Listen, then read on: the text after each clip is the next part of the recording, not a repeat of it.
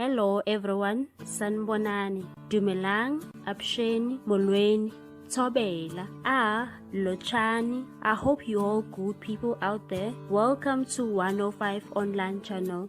In this channel, we are bringing you celebrity news, entertainment news and gossip celebrity news. If you are new, hey good people, today I'm bringing you the latest news of Bathabile Dlamine. The Johannesburg Magistrates Court has imposed a 200,000 fine or 4 years in prison with half of either of the two suspended for ANC Women's League President Bathabile Dlamine. She was sentenced today, 1 April 2022 in the morning.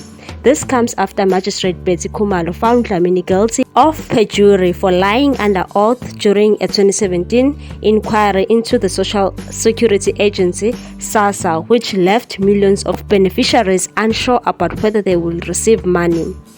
How do you feel about this sentence, people? Do you think she was given a light sentence or not? Please leave a comment down below. Thank you so much for watching.